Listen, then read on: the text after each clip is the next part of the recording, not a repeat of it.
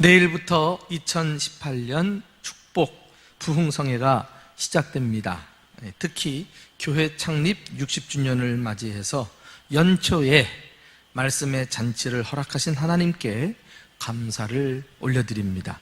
세상이 점점 어두워 가는데 우리에게서 말씀을 거두지 않으시고 여전히 은혜를 주시는 주님을 생각하면 우리 교회를 얼마나 사랑하시는지를 느끼게 됩니다.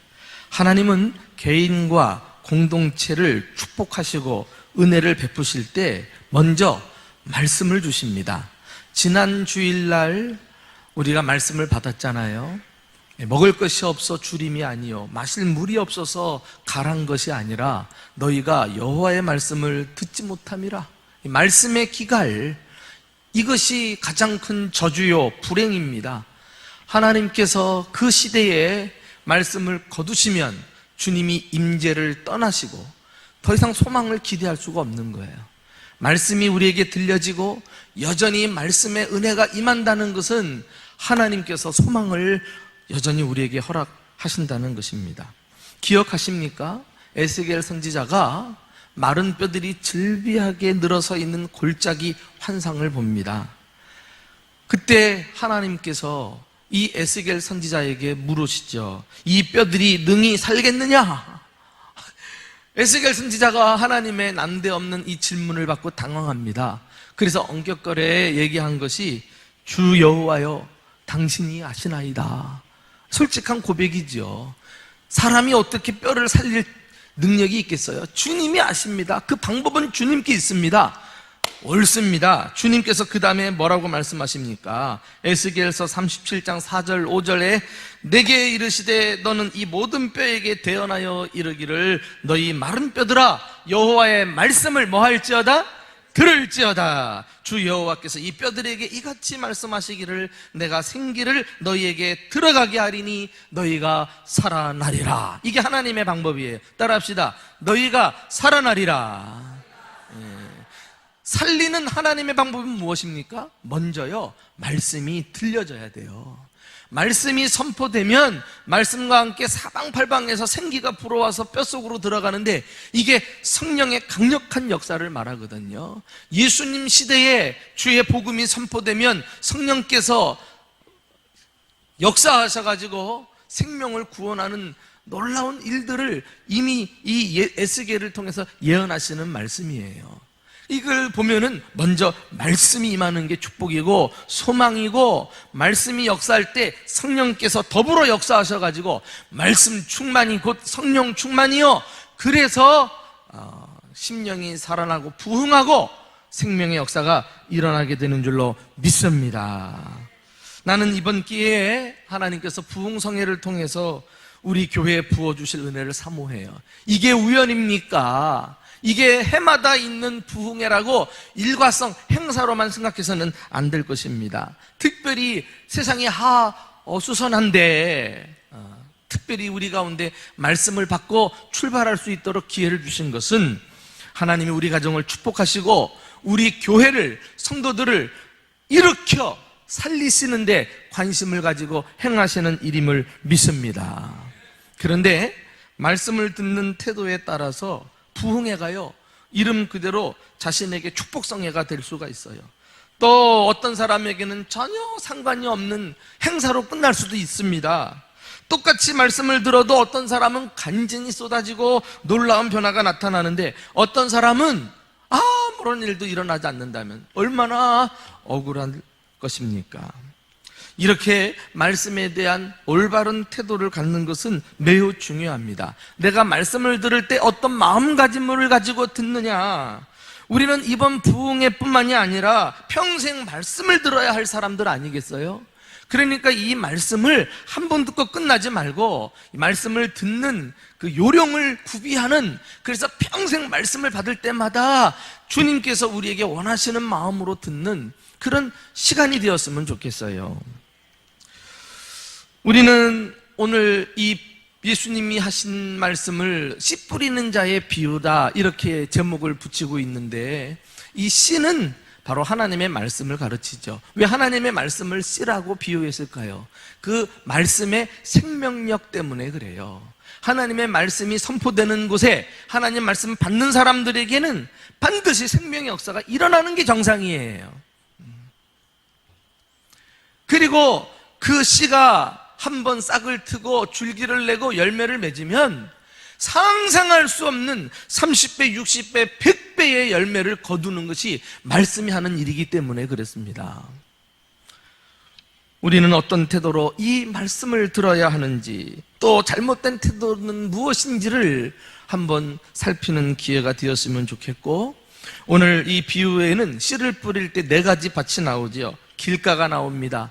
바위 위가 나오고, 가시 떨기가 나오고, 또 좋은 밭이 나옵니다. 이것들은 말씀을 받는 4가지 태도들을 가리키는데, 4가지 마음 자세, 한 가지씩을 함께 살펴보면서 우리를 한번 스스로를 점검했으면 좋겠어요. 첫째는 길가입니다. 길가. 5절에 보니까 씨를 뿌리는 자가 그 씨를 뿌리러 나가서 뿌릴새 더러는 길가에 떨어지며 밟히며 공중의 새들이 먹어버렸다 그랬어요. 이 길가는 무관심한 마음이라고 할 수가 있습니다. 말씀이 들어가질 못해요. 왜요? 말씀에 대해서 마음이 닫혀있기 때문에 그렇습니다. 이런 사람은 말씀을 귀히 여기지도 않고 들어도 형식적으로 들어요. 전혀 말씀과 상관없이 살아가는 마음이라고 할 수가 있어요. 왜 그렇습니까? 이 사람은 왜 이렇게 말씀에 대해 닫혀있고 말씀과 상관이 없을까요? 생각해 보십시오. 길가가 어떤 곳이에요? 많은 사람들이 지나다니는 번잡한 곳이 아니겠어요?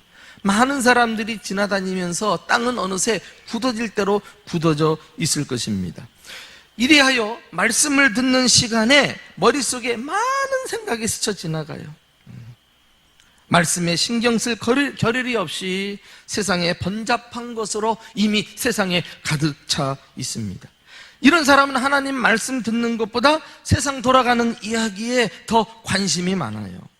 그러니 말씀이 마음속으로 들어가서 자리를 잡을 수가 없는 것입니다. 지나다니는 사람들에게 밟힌다고 했으니까 그만큼 말씀을 하찮게 여기는 거 아니겠어요? 자, 이 사람에게 더 위험스러운 것은 이 길가와 같은 마음은 곧 씨를 공중의 새들이 와서 먹어버린다는 거예요. 그 땅으로 들어가지 못하니까 낚아채기가 딱 쉽지요. 이것을 예수님은 다음과 같이 설명하십니다. 우리 12절을 함께 읽어보실까요? 12절이에요. 시작. 길가에 있다는 것은 말씀을 들은 자니 이에 마귀가 가서 그들이 믿어 구원을 얻지 못하게 하려고 말씀을 그 마음에서 빼앗는 것이요. 여러분, 여기 놀랍지 않습니까?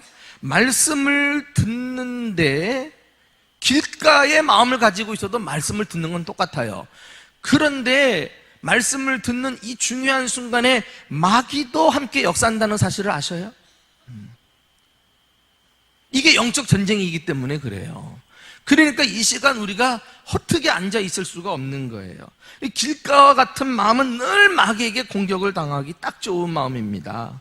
하여튼간 이놈은 우리가 은혜 받는 꼴을 못 보니까, 그래서 말씀의 씨가 우리 마음에 떨어지면 생명의 역사가 일어나기 때문에 처음부터 마음에 떨어지지 못하도록 우리 마음을 혼잡하게 만들고 단단하게 굳어지게 만들어서 말씀이 귀에 스쳐 지나가기가 무섭게 재빨리 낚아채버린다는 거예요. 놀랍습니다. 그 재빠름은 상상할 수가 없어요.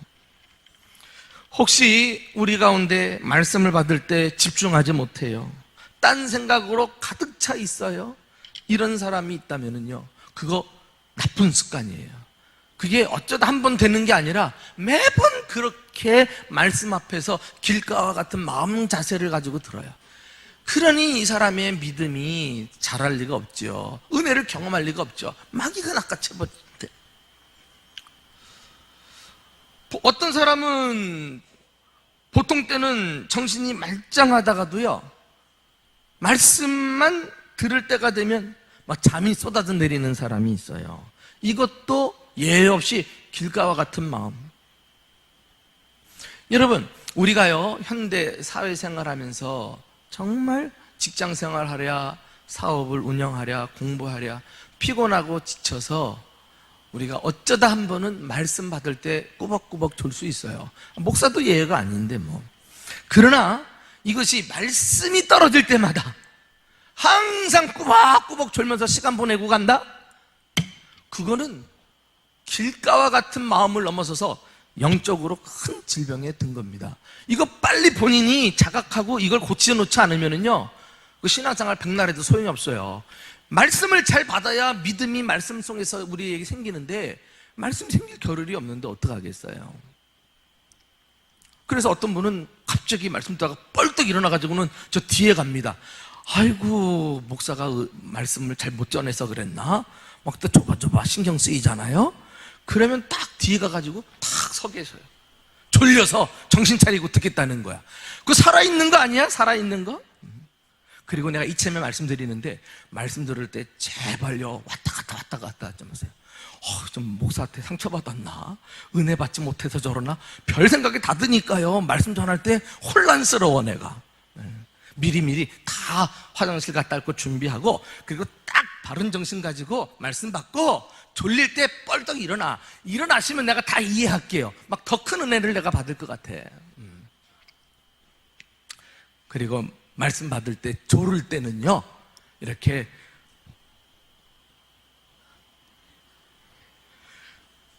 좌우로 고개를 꺾으면은 제가 저분이 말씀을 안 받는다는 얘기인가, 거부한다는 얘기인가, 또 시험 줄 수도 있어.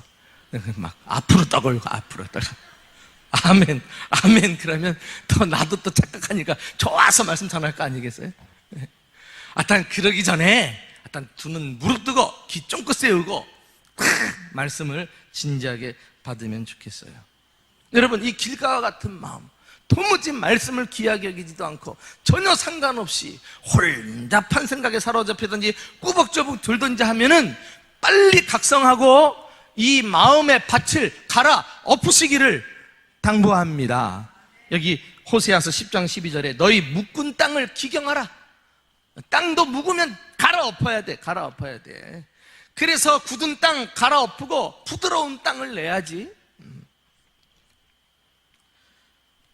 철저하게 내가 지금까지 이 말씀을 사모하지 못한 거, 집중하지 못한 거, 다른 생각으로 혼잡하게 살았던 거 회개하고, 이번 기회에 참 말씀이 떨어지기가 무섭게 누구보다도 은혜 받는 축복의 주인공들이 되시기를 주님의 이름으로 축원합니다. 두 번째, 바위가 나와요. 바위. 더러는 바위 위에 떨어짐에 싹이 났다가 습기가 없으므로 말랐고, 이런 말씀이 나오죠. 여기 바위 위, 다른 복음서에는 돌짝밭, 돌밭이라고도 되어 있습니다. 이것은 한마디로 충동적인 마음을 가리켜요. 이런 사람은 설교를 들을 때 기뻐서 어쩔 줄 모릅니다. 눈물도 흘리죠. 박수도 칩니다. 그리고 누구보다도 크게 아멘, 아멘 하기도 해요. 옆에서 보면 혼자서 은혜 다 받는 것 같아요. 그래서 세상을 다 얻는 것 같고 시험도 다 이기는 사람처럼 보입니다. 그런데 그 자리를 벗어나면 언제 은혜 받았느냐 싶게 은혜를 잊어버리고 시련이 오면 단번에 넘어지는 사람이에요. 상상해 보십시오. 이 돌짝밭에 씨가 뿌려지면 아마 씨가 여기저기로 튕겨 나갈 거예요. 그리고는 결국 어느 한 곳에 멈추게 될 것입니다. 그러나 멈춘들 뭐해요? 돌밭인데 사방팔방이 온통 돌밖에 없으니까 돌에 막혀서 뿌리를 내리지 못하는 거예요. 그리고는 습기가 없어 말라 죽습니다. 말씀을 받고 일시적으로 기뻐하는 듯 하지만 믿음의 뿌리를 내리지 못하고 작은 시험으로도 그냥 시들해져 버리고 넘어져 버리고 마는 신앙, 이것이 바로 바위 위의 마음이라고 할 수가 있어요. 우리가 한번 예수님의 설명을 직접 한번 들어보실까요? 13절입니다. 13절 시작. 바위 위에 있다는 것은 말씀을 들을 때에 기쁨으로 받으나 뿌리가 없어 잠깐 믿다가 시련을 당할 때에 배반하는 자요. 이런 마음도 있다니까. 그래서 이런 충동적인 마음을 가진 사람을 다분히 감정적인 신앙의 소유자라고 할 수 있어요. 성경이 가르쳐준 대로 믿기보다는 자기 기분에 따라서 감정 내키는 대로 믿는 사람입니다. 그런데 우리 감정이 얼마나 변화무쌍합니까? 이런 사람들은 자기 기분이 사라지면 말씀에 대한 뿌리도 없고 구원의 확신도 없으니까 쉽게 시련이 오면 넘어지고 마는 거예요. 여러분의 신앙의 뿌리는 어디에 두고 있습니까? 배가요, 정박을 할 때 배 안에 있는 닻을 바다로 탁 던져요. 그래서 사슬이 쫙 하면서 배 밑으로, 바다 밑으로 진흙게 딱 박히잖아요. 그러면 이제 안전하게 고정이 되고 정박을 해서 이 풍랑이 와도 다른 데 사라지지 않아요. 여러분, 우리가요, 이 세상 풍랑을 만나가지고 안정된 신앙생활을 하려는 사람들은 마음에 있는 이 믿음의 닻을요, 계속 자기 감정 안에 두고 있으면은 항상 흔들리기 십상입니다. 전혀 원치 않는 곳으로 가 있어요. 그런데 이것을 믿음의 닻을 말씀의 바다에 쫙 내려가지고 말씀에 깊이 뿌리를 내리고 있어 보세요. 끄떡 없어요. 끄떡. 잠깐 흔들리는 것 같으나 결국은 제자리에 와 있어요. 이게 너무너무 중요합니다. 감정은 우리 신앙생활에 도움이 되어요. 열정적이고 화끈하고 눈물 콧물 흘릴 때 우리 신앙이 어떤 성장의 계기를 마련할 수 있어요. 그러나 그것 가지고 오래 성장을 한다는 것은 불가능해요. 감정은 항상 불완전하니까. 여러분 기억하십니까? 예수님께서 십자가에 달려 돌아가시기 일주일 전에 십자가를 향해서 가시려고 예루살렘 성을 입성하십니다. 그때 예루살렘 사람들이 종려나무 가지를 흔들고 카펫을 펼치면서 말이죠, 호산나 다윗의 자손이여 하면서 얼마나 난리법석을 떨었습니까? 그러던 사람들이 일주일도 못 가고 예수님을 향해 손가락질하면서 십자가에 못 박으라 이렇게 외쳤던 장본인들 아닙니까? 이렇게 우리 믿음이 말씀 그대로 뿌리를 두고 있지 않으면요, 내 감정 따라서 내가 하고 싶은 대로 믿다가 다 넘어지고 마는 거예요.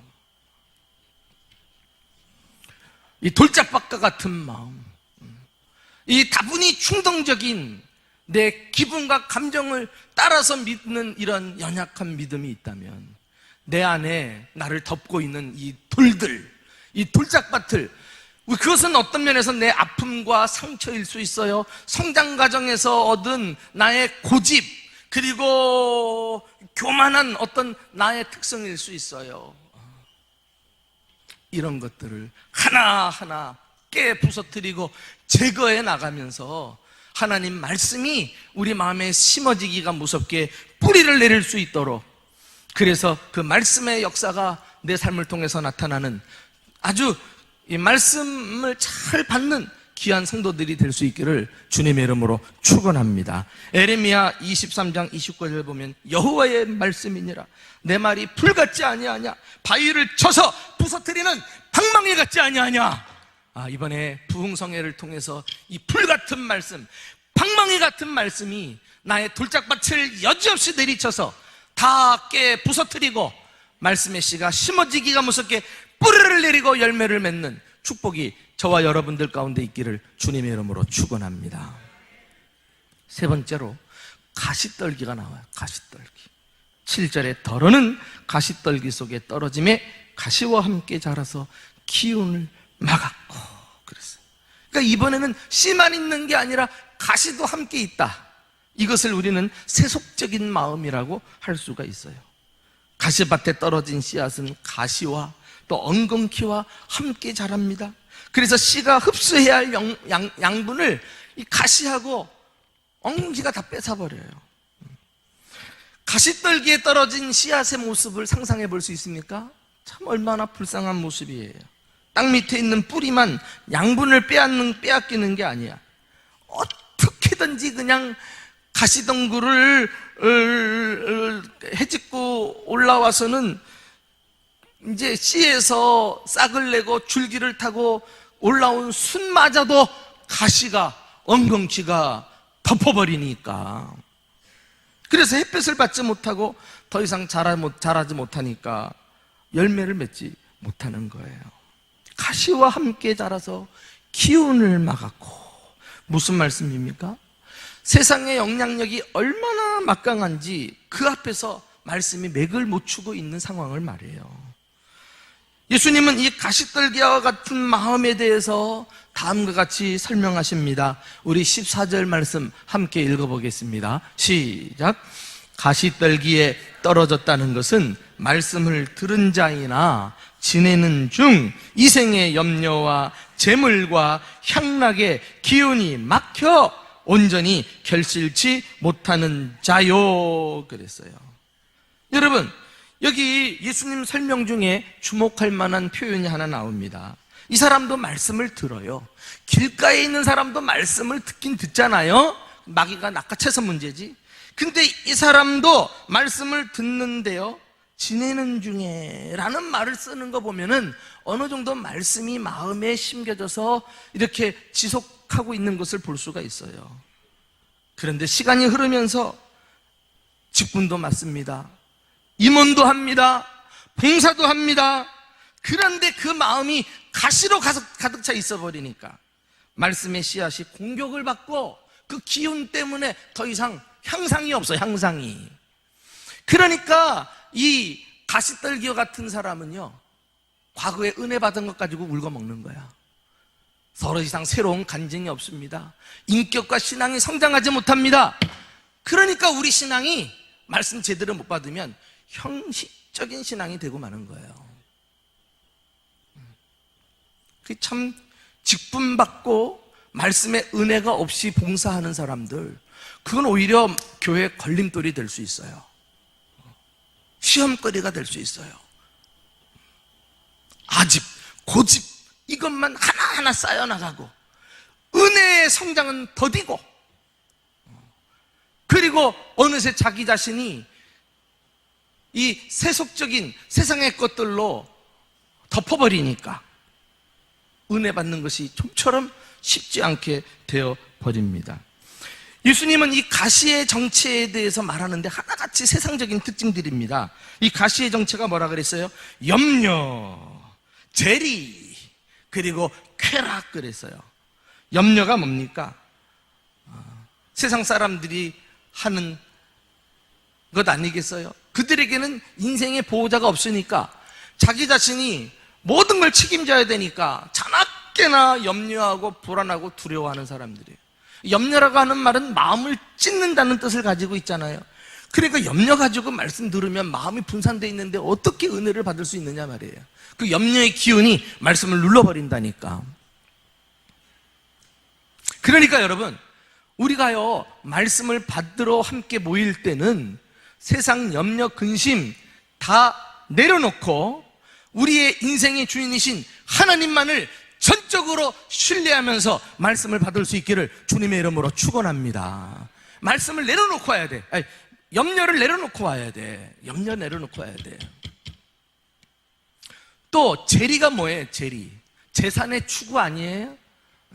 재물, 재산 증식에만 관심이 집중되어 있어요. 그러니까 말씀 받는 자리에 나와가지고도 돈 이래버리면은 그 말씀의 기운이 막혀버리는 거예요. 세상 사람들이 돈을 하나님처럼 섬기는데 우리 믿는 사람이 이곳에까지 와가지고도 하나님 놓쳐버리고 돈만 생각하면 되겠어요? 말씀 받는 시간은 염려도 내려놓고 돈 문제도 내려놓고 인생의 주인이신 하나님만을 바라보는 귀한 시간이 될 수 있기를 축원합니다.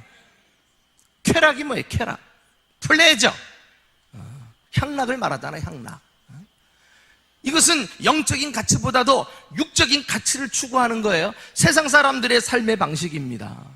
우리는 말씀을 받고 진정한 가치관으로 새롭게 무장하자고 이렇게 준비하고 있는데 여전히 세상적인 향락과 쾌락에만 관심을 가지고 이렇게 말씀을 들으면 그게 마음에 와서 꽂히겠느냐 말이에요. 여러분, 우리는 어떻게 이 가시떨기를 제거할 수 있을까요? 염려, 재리, 그리고 쾌락, 하나같이 이거 보면 자기 욕심에서 나오는 거예요. 자기 욕심에서. 자기 욕심이 뿌리가 돼가지고는 나에게 염려를 갖다 줍니다. 그리고 재물을 자꾸 머릿속에서 떠나지 않게 몰입하게 만듭니다. 더 재산을 늘리려는 생각밖에 안 해요. 그리고 쾌락을 일삼는 거. 갈라디아서 5장 16절에 성령을 따라 행하라, 그리하면 육체의 욕심을 이루지 아니하리라, 이렇게 말씀했어요. 자기 욕심을 성령의 불로 태워서 이번에 말씀 제대로 받고 성령 충만함으로 더 이상 세상을 쫓지 않고 육신을 따르지 않고 성령님과 따라 행하는 저와 여러분 될 수 있기를 주님의 이름으로 축원합니다. 마지막으로 좋은 땅이나 좋은 땅. 8절에 보면 더러는 좋은 땅에 떨어짐에 나서 100배의 결실을 하였느니라. 좋은 땅은 씨앗이 떨어지면 100배의 결실을 맺는 땅이에요. 옥토라 그러잖아요. 옥토가 뭡니까? 씨가 열매를 맺을 수 있는 최적의 환경을 갖춘 땅입니다. 흙이 고르고요. 그리고 양분이 풍부해요. 비옥하다 그러잖아요. 기름지다고 하는 말이 딱 맞아요. 오로지 씨에게 좋은 것만 있어요. 그런데 땅만이 아니라 마음도 좋은 땅과 같은 마음이 있다는 거예요. 이 말씀에 적합한 마음. 예수님의 설명을 한번 직접 들어봅시다. 좋은 땅이 어떤 마음인지. 자, 우리 15절 시작. 좋은 땅에 있다는 것은 착하고 좋은 마음으로 말씀을 듣고 지키어 인내로 결실하는 자니라. 좋은 땅과 같은 마음은 한마디로 착하고 좋은 마음이에요. 여기 보면 이 사람도 말씀을 들어요. 그런데 길가나 돌짝밭이나 가시떨기에 없는 거 있으니 착하고 좋은 마음으로 들어요. 착하고 좋은 마음. 이 착하고 좋은 마음이 뭐예요? 말씀에 대한 수용력을 말합니다. 스펀지가 물을 빨아들이듯이 말이죠. 말씀의 씨앗이 떨어지기가 쉽게 쑥쑥 빨아들이는 거야. 이게 착하고 좋은 마음이에요. 걸릴 게 없어. 그냥 순수하게, 단순하게 어린아이들처럼 말씀을 잘 받아요. 그게 복받을 만한 마음의 자세입니다. 근데 우리는 어떻습니까? 복잡해. 자꾸 따져. 자꾸 머리를 써가지고 기쁠 때 기뻐하지 못하고, 슬플 때 슬퍼해야 되는데 슬퍼하지도 못하고, 자꾸 말씀을 내 안에서 왜곡시켜버려. 그러니 어떻게 말씀이 나에게서 뿌리를 내릴 수 있느냐 말이에요. 어떤 사람은 말씀을 받을 때 이걸 자꾸 사람의 말로 봐라. 그렇지 않아요. 착하고 좋은 마음은 말씀을 받을 때 하나님의 말씀으로 받는 줄 믿으시기 바랍니다. 여러분, 우리가 하나님의 음성을 듣자. 하나님이 내게 말씀하신다. 내가 하나님 말씀하시면 순종하겠습니다. 이렇게 얘기하는데 하나님이 우리 귀에다 대고 확성기에다가 말씀하십니까? 밤에 잠을 자는데 꿈속에서 나타나서 말씀하십니까? 그건 아주 0.1% 경우에 하나님이 비상섭리로 그렇게 역사하실 때가 있긴 있어요. 그러나 거의 대부분 일반적으로 주님이 말씀하실 때 성경 말씀을 통해 세우신 주의 종으로 입술을 대언해서 설교를 통해서 말씀을 듣게 하셔요. 설교를 통해서. 그래서 목회자는 정말 여러분들보다 보잘것없고 부족한 사람인데도 그 하는 일이 귀해서 존경을 하는 거예요. 존경을 하는 거예요. 그러니까 목사는 자기가 존경받을 때 잘나서 존경받는다고 착각하면 안 되지. 그만큼 내 일이 이렇게 중요하구나 생각하고 정말 말씀을 사족 달지 않고 말씀을 어떻게 제대로 전하는가 씨름하면서 고민하고 제대로 전하려는 마음으로 설교해야죠. 그리고 여러분들은 하나님 말씀 받을 때 이게 나한테 걸리는 말씀, 내 자존심 상하게 만들고 내 아픔을 딱딱 긁어내는 말씀이 오면 그게 하나님 말씀으로 들으셔야 돼요. 하나님 말씀으로. 그게 착하고 좋은 마음으로 듣는 거예요. 어떤 분은 설교자는 어떤 사람인가? 성도들로 하여금 말씀을 듣고 밤에 잠을 이루지 못하게 하는 사람이다 그랬어요. 정확하다고 말해요. 정확한 설명이라고 동의해요. 좋은 게 좋다고 날 듣기 좋은 얘기만 하고, 그러고는 듣다가 가고 아무 일도 일어나지 않고 열매도 맺지 못하고, 그게 뭐예요 그게? 그러나 한 번 말씀을 들어도 찔림이 오는 거야. 막 등장등에서 식은땀이 일어나는 거야. 막 속이 상하기도 하고 말이죠. 그러면서 집에 돌아가가지고 막 분을 삭히든지 고민을 하든지 갈등을 하든지 뭐 이러면서 성령이 역사해가지고 받은 말씀과 함께 역사가 나타나는 거 아니겠어요? 아무런 일도 일어나지 않는다면 그게 정상이냔 말이에요.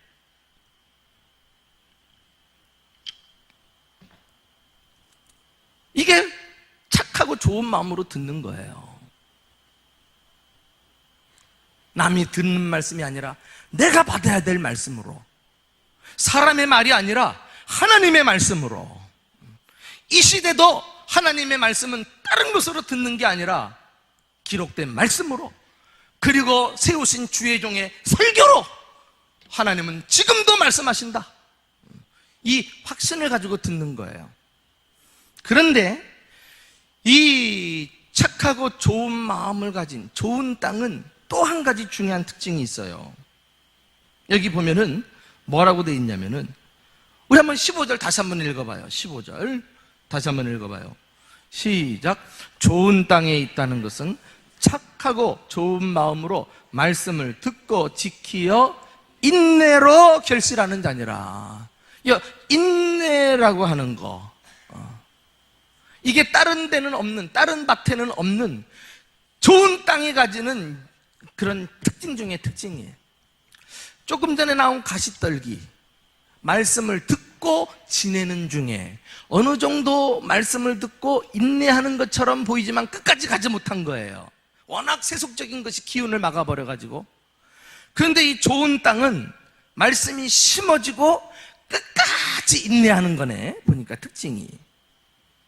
여러분, 열매를 맺는 게 저절로 되던가요? 씨를 오랫동안 품고 있어야 때가 되면 열매를 맺잖아요. 그러니까 좋은 땅과 같은 마음은 무슨 일이 있어도 말씀을 놓지 않는 거예요. 붙드는 거예요. 말씀과 함께 오래가는 마음, 말씀과 함께 지속하는 마음, 이게 바로 좋은 땅과 같은 마음이라고 할 수가 있어요. 여러분, 사무엘 선지자와 사울 왕의 이야기 아시죠? 사무엘상 13장에 가서 보시면 블레셋 족속이 이스라엘을 쳐들어옵니다.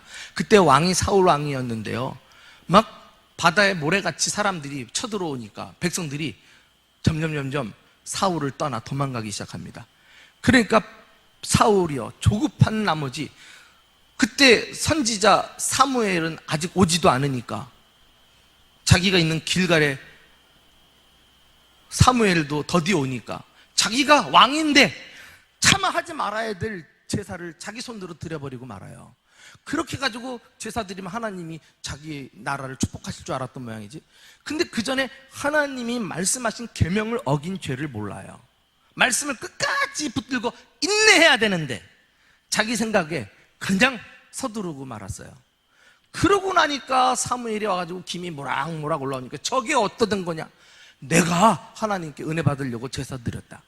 당신이 하나님의 말씀을 버렸으므로 하나님께서 당신을 왕이 되지 못하게 하셨나이다. 당신의 날이 이제 길지 못하리이다. 그래가지고 그 이후에 사울을 패하시고 다윗을 왕으로 세우시는 일이 일어나잖아요. 끝까지 말씀 받았으면 그 말씀 조급해도 지켜야 되는데, 막 불안한 거 큰일 날 것 같아도 그 말씀 끝까지 붙들고 인내해야 되는데 그러지 못하다가 열매를 놓쳐버리고 말았어요. 마태복음 10장 22절, 끝까지 견디는 자는 구원을 얻으리라. 한번 따라합시다. 끝까지 견디는 자는 구원을 얻으리라.